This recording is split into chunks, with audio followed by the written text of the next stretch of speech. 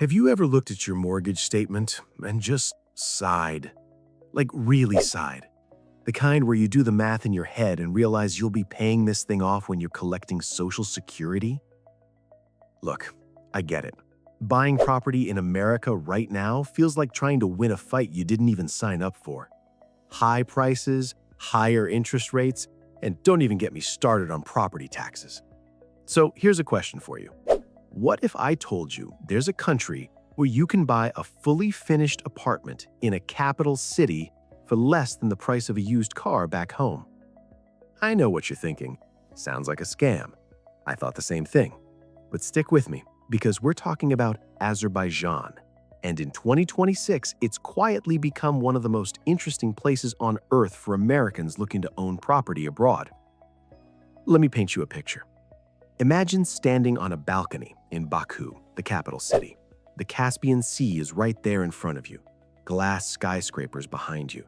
And somehow it feels like Dubai and Paris had a baby, but nobody's charging you Dubai prices. That's the thing about Azerbaijan. It doesn't look like what you'd expect. Most Americans hear the name and picture something out of a war documentary. Dusty streets, maybe, old Soviet buildings. But that picture is outdated. Really outdated.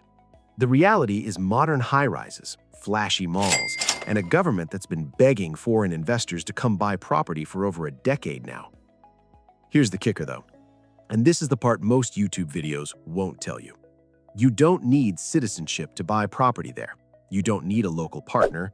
You don't even need to speak a word of Azerbaijani. You just need money. And honestly, not even that much of it. Let's talk numbers for a second, because numbers are where this gets interesting. In Baku, you can find a one-bedroom apartment in a decent neighborhood for somewhere between $40,000 and $70,000. I'm not joking, that's not a typo. Compare that to literally any major US city, and you start to see why people are paying attention. Now I know what you're thinking again. Okay, but is it actually legal for a foreigner like me to own this stuff outright? Yes. As of the current rules in 2026, foreigners can own apartments and most types of urban residential property in Azerbaijan with full ownership rights. The one big exception, land. Foreigners generally can't own land outright. You can lease it, sometimes for 99 years, but the dirt itself usually stays in Azerbaijani hands. So if you're dreaming of a sprawling countryside villa with acres of land attached, that's where things get complicated. But if you're picturing a sleek apartment in the city or a condo near the sea, that door is wide open. I know what some of you are really asking underneath all this. It's not just can I buy it, it's should I trust this? And look, I get that fear. Buying property in a country you've maybe never even visited feels scary. You're handing over real money to a system you don't fully understand yet. That fear is valid. I'm not going to sit here and tell you it's all sunshine and no risk. There is risk. There's paperwork in a language you probably don't read. There are local laws around notarization, registration, and taxes that work differently than back home. But here's something that might ease your mind a little. Azerbaijan has been actively courting foreign buyers for years. Their government wants this investment. They've simplified a lot of the registration process specifically to make it easier for people like you. So, how does it actually work? First, you'll want a local lawyer. Not optional.